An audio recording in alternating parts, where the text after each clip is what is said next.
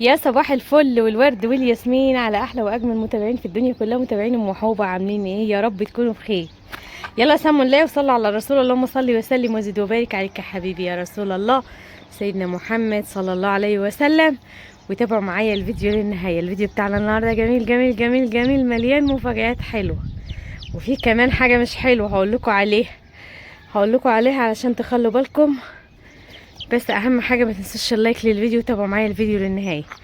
اولا كده مبدئيا كده انا بعتذر منكم عن الفيديو اللي فات، لان بجد والله يا جماعه كنت مصوره كويس واتفاجئت في المونتاج ان هو فيه مقطع اللي هو في البدايه ده ما كانش مظبوط. فالمقطع ده بوظ لي الفيديو كله في المونتاج، فانا ما عرفتش امنتجه غير كده. انتوا عارفين ان محمد مسافر مش موجود، فربنا يكفي شر طريقه وشر وربطه هو واولادكم واولاد المسلمين اجمعين يا رب، وبارك فيهم ويحفظهم. فما عرفتش اصور اعدله. المهم يا جماعه، اللهم صل على الحبيب المصطفى. انا مبسوطه قوي النهارده، قوي قوي قوي قوي قوي قوي قوي قوي قوي قوي. هقول لكم قوي ليه. اولا انا كنت عندي شويه كتاكيت كده صغنطرين، هم طالعين 3 كتاكيت، واحد هناك تحت الفرخه. فانا كنت شايفاهم طالعين، فكنت بفطر يعني الطيور لسه بدري، كنت بفطر عشان عندي شويه شغل عايز انزل اخلصهم، كام طقم كده عايز انزل اكويهم، شغل عروسه عشان اخلصهم. ربنا يرزقنا برزق ولادنا يا رب اللهم امين، ويفتح لنا واياكم ابواب الرزق يا رب اللهم امين، من حيث لا نحتسب يا رب اللهم امين. المهم قلت ايه يا ام رحاب، بتطلعي تجيبي لك عود نعناع بسرعه علشان خاطر نعمل كوبايه شاي، ونشرب كوبايه شاي كده بقى، ونقعد نروق الجمجمه كده ونشوف اللي ورانا. طلعت اجيب عود نعناع، النعناع بتاعي بسم الله ما شاء الله اللهم بارك. وطبعا انا موريكم تحت في نعناع كتير قد ايه انا عاملاه. شو النعناع ما شاء الله تبارك الله. ودي شجره الكينيكوا. فانا طلعت، كانت البت روفان امبارح بتقول لي يا ماما البتاعه طلعت تين، وانا اقول لها لا اسكتي انت مش عارفه حاجه، ده هي ما طلعتش تين، ده هي مطلعه كفوف ياما. فانا واقفه كده بقول ايه يا نهار ابيض، بقول لنفسي كده يا نهار ابيض، كل دي كفوف، كل دي كفوف يعني، ده كف اهو بسم الله ما شاء الله، كل دي كفوف مطلعه تين، مطلعه كفوف صغيره. وبعدين قلت لنفسي ايه، اقف اعدهم، والله اللي واقفه اعدهم. لسه بعد اكتشفت حاجة غريبة ما شاء الله تبارك الله. اكتشفت ان هي مش كلها تين، مش كلها كفوف، اكتشفت ان ده تين. بصوا، هي البت قالت لي يا ماما عامل زي المثلث ومدور، ما هوش مش عريض زي الكف. وانا والله كنت مش عارفة حاجة. بصوا الكف اهو، بصوا الكف مبطط اهوت، والتينة اهيت. الكف اهو، الكف اهو، والتينة غير الكف. فانا اتفاجئت، فرحت قوي قوي قوي قوي. نزلت جبت التليفون وجيت عشان اصور معاكم. كنت زعلانه قوي، بقول لها يا روبان، فاكرين اول ما التينه دي كانت روبان جايباها كف واحد وكانت مطلعه كفين 2، وكانت عامله زي ما يكون واحد فارد ايديه للسما ربنا سبحانه وتعالى. فمن يوميها بقى واحنا مستنيين ان هي تطلع. قطعت منها، كان في كفوف في الهوا كان بيوقعها، فخدتها زرعتها تحت طلعت برضه. عايزه اقول لكم بقى بخبرتي بقى اللي انا لسه مكتسباها دلوقتي اهو حالا، اكتشفتها يعني فجأة كده، امتى التينة بتطلع تين عشان الناس اللي عندها تين. احنا اتفاجئنا السنة دي في الشتاء. شايفين انتوا الشوكة الطويلة قوي ديت؟ اتفاجئنا ان الشوكة الطويلة ديت كذا كف كده مطلع. بصوا مطلع، بصوا مطلع الشوك طويل. فبقينا نستغرب. روفان تقول لي يا ماما ايه الشوكة الطويلة دي يا ماما، انا اقطعها؟ اقول لها لا ملكيش دعوة بيها، سيبي كل حاجة ملكيش دعوة بيها. وجينا بحثنا بقى على اللي هي والله، وبقينا نلاقيها منزله حاجه زي الصمغ ابيض كده. وتقول لي يا ماما إيه، اقول لها جايز تكون إيه حاجه اتقطعت فيها، جايز مش عارف ايه. المهم بقينا نلاقي فيها ايه الشوك الطويل ده. فنزلنا عملنا ايه سيرج كده على ال على الفيس، فقعدنا ندور، فلقينا اكتشفنا ان هي التينة لما بتبدأ تخلف بقى وهتبدأ ان شاء الله تشتغل زي الحلوة الامورة ديت، ان هي بتبدأ تطلع التينة تطلع شوكة طويلة. لو ما طلعتش الشوك الطويل دي تبقى تينة ذكر ومش هتطلع. فاحنا قلنا الحمد لله ما دام طلعت شوكه طويله كده يبقى بشرة خير. بس بصراحه ما توقعتش ان هي بسم الله ما شاء الله اللهم بارك يبقى فيها الكميه دي. كنت فرحانه قوي، كان نفسي، كنت بقول لها يا ايلين نفسي التينه دي تطلع تين وانت هنا، وتقول لي يا تيتا انا نفسي اكل تين يا تيتا. اقول لها لسه يا حبيبتي ما طلعش في السوق، لما يطلع في السوق هجيبلك. يا تيتا عايزه اكل تين يا تيتا. اقول لها لسه يا حبيبتي لما يطلع في السوق هجيبلك، لاني فعلا ما شفتوش. تقول لي هو بيطلع امتى يا تيتا؟ اقول لها بيطلع في الصيف. فربنا يرزقني ويرزقكم يا رب اللهم امين. دي كانت اول مفاجاه فرحتني، يعني مفاجاتين اتنين في بعض، اللي هي الكتاكيت. الكتاكيت دي اصلا انا مش متفاجئه بيهم، لان كل يوم بيطلع لي كتاكيت. عندي كتاكيت للبيعه لو حد عايز، عندي كتاكيت هندي صافي، يعني دولت ما شاء الله تبارك الله، الاب حجازي والام هندي، او جاز يكونوا دول ولاد الديك الهندي الاسمر قبل ما انقله. لكن عندي بقى ما شاء الله تبارك الله تطليع هندي، الام هندي والاب براهمه. الام براهمه والاب هندي يا جماعه، بعتذر منكم. بصوا بقى احنا في موسم ضم القمح، حصاد القمح، موسم دم الغله. بصوا ما شاء الله تبارك الله، والنبي ابوس رجلك والنبي تكون ذكر. طب انتوا سبتوا الحمام بتاعي كله مات الكبير، وما عادش غير حاجه بسيطه من دهمت. وانا خدت النتايه الكبيره الحمراء اخت الذكر دهو، نزلتها تحت عشان الحمامه دي خساره، وانا خايفه تضيع مني. هي واتنين كمان اتبقوا من الحمام الكبير، وما هيش لاقيه لها ذكر. خدت اخته وابنها نزلتهم في الاوضه تحت، رفقته الحمراء الكبيره ديت، وسبت ديت مع الذكر عشان خاطر يتصاحبوا سوا ويطلعوا يطلعوا لي بطن ولا حاجه. ربنا يرزقنا يا رب. طبعا رحايا البت روفان لو انا قلت لها هتفرح قوي ومش هتنزل من جنب التين، وانا مش عايزه اقول لها بقى. تعالوا بقى ما اقول لكم حاجه، بس انا كنت دايما بشوف التينه دي بيبقى فيها نواره. طب فين النواره؟ مش شايفه نواره مفيش نواره. المهم يا جماعه بقى، اللهم صل على الحبيب المصطفى. حطوا لايك وتعالوا بقى اما اقول لكم على اللي حصل لي من يومين. اللهم صل على الحبيب المصطفى.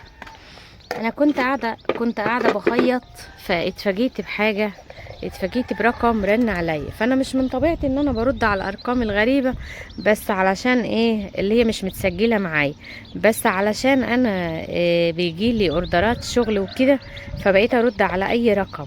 والرقم اللي ما يعجبنيش مثلا يطلع مش محترم، باجي مكنسله عليه وعامله له بلوك، وانتهت الليله على كده. فانا رن عليا رقم، علشان انا بقول لكم كده والله اقسم بالله مش بكذب عليكم، بقول لكم عشان تخلوا بالكم. وانا كتبت على الرقم حرامي، سجلته باسم حرامي وسبته معايا على التليفون، بحيث ان انا لو رن عليا تاني ابقى عارفه ان هو ده الرقم النصاب اللي كان بيرن عليا. بصوا بقى طرق النصب كتير قوي، ودولت ربنا ينتقم منهم، اللي يقبلوا ان هم ياكلوا جري الناس ربنا ينتقم منهم. لان طبعا كل واحد، اذا كنت انا فانا بفضل قاعده على المكنه، لما اقوم من على المكنه قسما بالله ببقى قايمه ولا قادره افرد رجلي ولا قادره افرد ظهري.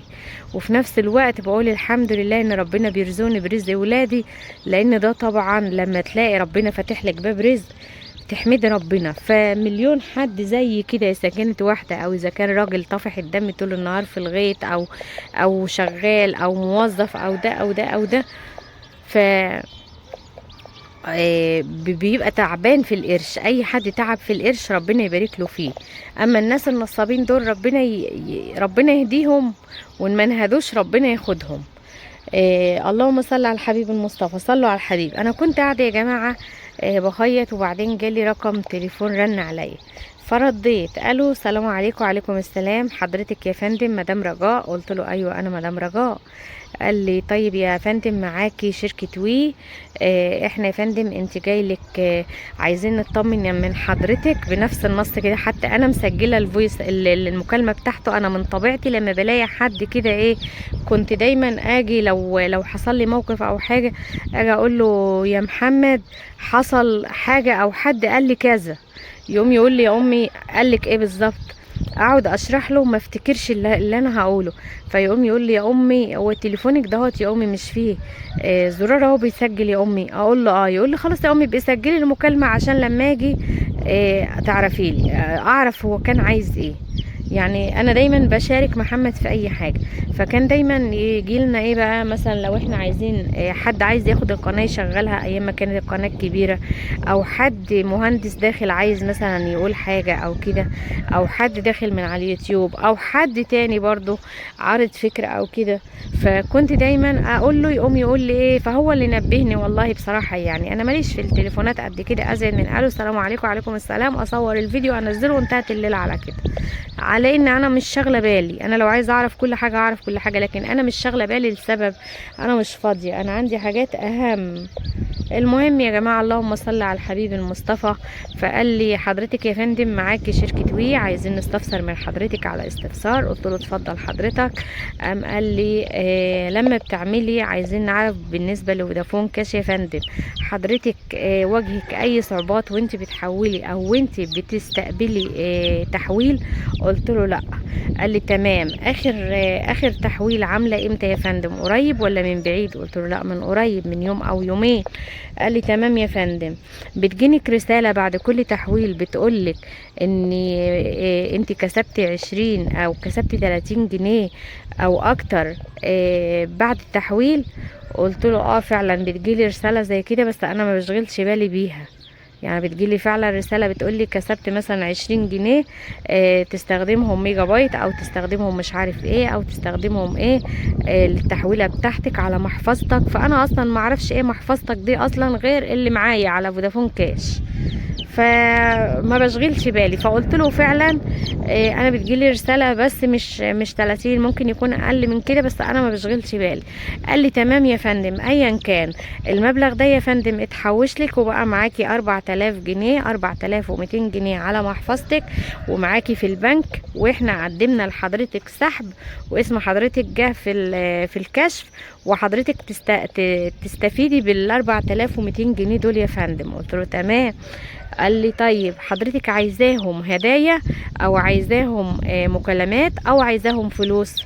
قلت له لا، لو كده انا محتاجاهم فلوس. والله اقسم بالله مش بكذب عليكم يا جماعه، بقول لكم يعني الحمد لله اللي حصل لي بالظبط بالظبط. قلت له لا طبعا لو هاخدهم يبقى اخدهم فلوس. قال لي تمام يا فندم، حضرتك ممكن تكملي معايا افتحي تليفون حضرتك وادخلي على فودافون كاش وفعلي معايا يا فندم عشان نحول لك الفلوس. انا معاكي يا استاذ مازن مش عارفه من شركه وي في ايه، في بنك ايه يا فندم، في فرع مدينه نصر. قلت له اهلا وسهلا استاذ مازن. قال لي اهلا بك يا فندم، يلا مدام رجاء تابع معايا الخطوات اللي هقولك عليها، اضغطي عليها علشان خاطر نحولك الحواله بتاعتك يا فندم. ادخلي على الرسائل يا فندم. دخلت على الرسائل لقيت فعلا جاي لي 4200 جنيه رساله بتقول لي يتم تحويل 4200 جنيه لفودافون كاش، لو عايز تكمل، لو عايزه يعني تسحبهم اضغط مش عارفه كام وكام وكام. فانا بصراحه اتخضيت، يعني انا مش مستوعبه ان هو ما فيش. قلت له طيب طب ما في حاجه. قال لي اتفضلي يا فندم. قلت له طب ما انا ممكن اتصل على شركه وي، اروح الفرع نفسه واشوف ليا حاجه ولا ماليش. لو ليا مثلا انا اعملها. انا منين اصدق حضرتك؟ انا اعرفك عشان اصدقك. قال لي من حقك يا فندم انك تقلقي، وانا سعيد بحرصك ده يا فندم، بس حضرتك ما تخافيش، الرساله مسجله يا فندم، الرساله مسجله ولازم تتابع معايا الخطوات. انت معاكي كام مش عارفه كام 42 ساعه ولا ما انا عارفه قد ايه، كذا ساعه كده يا فندم، ولو ما خلصتيش باقي الاجراءات المحفظه بتاعتك هتقف لمده مش عارفه 40 يوم. قلت له طب محفظتي هتقف لمده 40 يوم ليه؟ قال لي هو كده يا فندم، تابع معايا يا فندم بعد اذنك لو سمحتي عشان انا ما عنديش وقت. يعني بيحسسك ان هو البعيد مشغول ومش فاضي وانت كده معطلاه. المهم تنيته يناحي فيا، فانا خفت بصراحه. يعني الحدايه ما بتحدفش كتاكيت ولا ما بتربيش كتاكيت، حاجه زي كده. يعني انا منين يضمن ان فلان ده جاي لي بتاع ب 4000 جنيه والناس اصلا في قفا ربع جنيه النهارده. انا كان معايا مبلغ كويس على فودافون كاش، معايا فلوس محوشاها بتاعت شغلي عشان اسافر، عايزه اسافر القاهره اجيب قماش. بس مش هكدب عليكم، انا مستنيه محمد لما يجي بالسلامه، لان المره اللي فاتت انا تعبت والشيله كانت تقيله وغبت اسبوع بحاله، رقبتي وعظمي واجعني من الشيله، لاني بمشي محطات طويله على ما اروح من محطه لمحطه، فاتبهدلت والقماش بيبقى تقيل، وانا معايا مبلغ كويس اقدر اسافر بيه اجيب بيه بضاعه. فقلت خليني على ما محمد يجي بالسلامه يسافر معايا، او على ما اجمع مبلغ كويس عشان اقدر اشتري الحاجه اللي انا عايزاها كلها. فكان معايا مبلغ فوق ال10,000 جنيه. تمام. فان انا هضغط معاك، فهو قال لي بقى ايه، قال لي اضغطي يا فندم، ده الرقم بتاعك الجديد، رقم الكود بتاعك يا فندم 511. انا مش ناسيه الرقم ده 511. قلت له اشمعنى 511؟ فجت رحاب بنتي رن على اخوها، وجت حاطه هي البتاع ده اللي هو اسمه ايه، اللي سماعه الودن ديت، هي معاها 2، جت حاطه واحده في ودني وواحده في ودنها وانا بكلم الراجل. فمحمد قال لي امي نصاب، اقفلي في وش امه يا امي، ده نصاب وحرامي. فانا قلت له ايه، طب بس اهدى.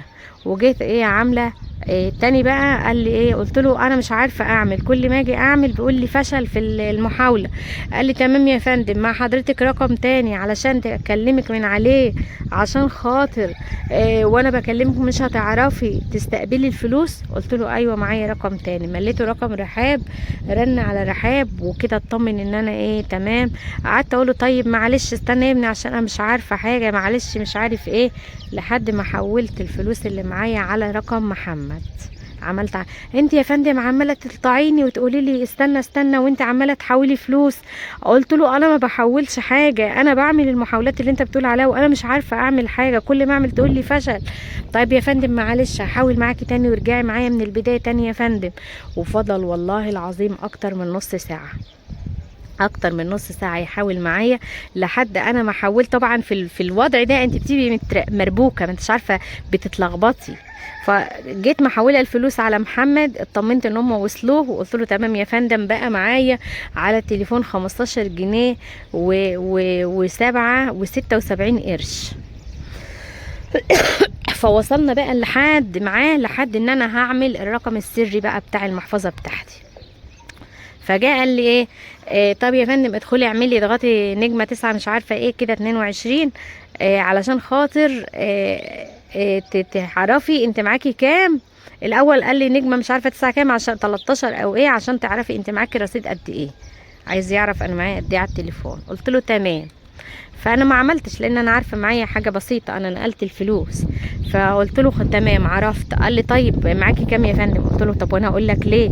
اي يا فندم انا ما الرساله مسجله يا فندم، المكالمه مسجله يا فندم، انا مش هعمل، انا بس عايز اعرف عشان قبل التحويل اعرف مبلغك هيزيد وهيبقى قد ايه. قلت له تمام ماشي. قال لي معاكي كام يا فندم؟ قلت له معايا 15,760 جنيه. قال تمام، كام يا فندم المبلغ؟ قلت له 15,760 جنيه، ده كله متسجل بقى عندي على التليفون. قال لي تمام، وهيوصلك 4200 جنيه، يبقى بعد دقيقة واحدة هتعرفي انت معاكي كام يا فندم عشان بس تصدقيني. قلت له تمام ماشي حاضر. فقعدت اعمل معاه، وانا بضغط سبحان الله ال15 جنيه الاخرين مش عايزين يتسرقوا من عندي عشان انا تعبت فيهم والله العظيم. لقيت كل ما اجي اعمل يقول لي حاجة غلط. انا بقى بصوا وعيالي جنب مني، انا فاتحه السبيكر وبتكلم، ومحمد معايا على الخط التاني عند رحاب، وبصوا العيال بحالها، وعيال اختي كانوا قاعدين، وبصوا بقى مش قادره اقول لكم كميه الضحك اللي العيال كانوا بيضحكوا، لان انا طلعت عين امه. لحد ما بقيت اقول له معلش يا ابني اعتبرني امك ولا اعتبرني اختك، انا مش عارفه حاجه، انا ما بفهمش في الحاجات ديت. طيب يا فندم معلش انت تعبتيني، انا ليا معاكي دلوقتي اكتر من نص ساعه، طلعت عيني. قلت له معلش يا ابني تحملني لحد ما قلت له والله العظيم في حاجه غلط، في حاجه قطريتك مش صح، في حاجه غلط. قال لي ليه؟ قلت له الفلوس مش راضيه تتحول. عارفين قال لي ايه؟ اقسم بالله العلي العظيم اللي كان محترم وعمال يقول يا فندم يا فندم يا فندم، لقيته بيقول انتوا شويه نسوان ولاد وسخ. والولا طلع من شعوره بقى يقول الفاظ قبيحه بدرجه ما تتخيلوهاش. انا بقى رديت عليه بنفس الالفاظ بتاعته، قلت له قوم يا ابن الوسخه، انت جاي تنصب على مين يا حرام يا ابني وابن وابن وابن، واديتهم له ازواجا وافرادا، وجيت قايله له يلا يا نصاب يا حرامي، وجيت قافله في وشه. بس قفلت في وشه وانا مش قادره امسك نفسي من الضحك. ومحمد ابني يقول لي عايزك تطلعي عين امه. طلعي كفريه.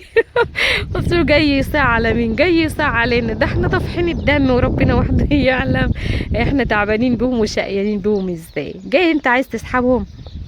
لقيتني بقى جالي رساله بعد ما خلصت بتقول لي ان رقم المكنه اللي يتم التحويل، اللي انت تريد التحويل عليها، رقمها 511. رقم من مكنه التحويل اللي هي اللي مش عارفه اسمها تي ام ولا اسمها ايه ديت، الرقم المكنه اللي هو كان عايز يسحب عليها الفلوس من على تليفوني 511. عرفتوا؟ وصلتكم؟ يا رب تكونوا فهمتوا من الرساله فين، لان طرق النصب كتير قوي، واللي ما بيخافوش ربنا كتير قوي. ما يفرقش معاهم اذا كانت واحده زي شقيانه بتربي عيالها او ما بتربهمش، او حد تاني تعبان، او حد ظروفه محتاجهم، او فلوس علاج او مش فلوس علاج، او فلوس جايه منين او رايحه فين. هم كل اللي يفرق معاهم ان طرق النصب بقت كتيره قوي، وما بيخافوش ربنا. والادب والاحترام اللي كان يا فندم يا فندم يا فندم يا فندم، اخر ما زهق ولقى خلاص ما فيش فايده، طلع الوقاحه والوساخه اللي جواه. يلا الله المستعان. الحمد لله ان ربنا صنع، والحمد لله ان فلوسنا ما راحتش. رحاب بتقول لي يا ماما انت كنت مصدقاه وفلوسك كانت هتروح عليكي. قلت لها حبيبتي انا لو كنت مصدقاه ما كنتش حولت الفلوس اللي معايا على تليفون اخوكي، على محفظه اخوكي. انا كل اللي انا كنت عايزاه ان انا كنت عايزه اوصل لاخره واشوف اخره ايه، واشوف هو فعلا نيته حلوه ولا لا، في فلوس فعلا ولا ما فيش. فالحمد لله ربنا يحفظنا، وباركولي بقى على التينه بتاعتي، وباركولي على فلوسي اللي ما راحتش مني. ياتين الهوا ياتين. بص بص بص بقى، هيطلع نوره اهي، عشان انا قلت بيبقى فيه نوره. فين صبعي اهو؟ شايفين القمع بتاعها اللي فوق ده؟ دي نوارة. انا لو قلت لعيال اخويا ان التينه بتاعتنا بتطلع يا ولاد تين، هتبص تلاقوا العيال بحالها بايتين ونايمين قايمين جنب التينه. فانا كده مش عايزه اقول لهم حاجه، انا خدت منها زرعت تحت. يلا يا جماعه عشان طولت عليكم قوي، ربنا يديمكم نعمه في حياتي ويخليكم لي يا رب، وما نحرمش منكم ابدا. بحبكم في الله، ما تنسوش اللايك والشير، والسلام عليكم ورحمه الله وبركاته.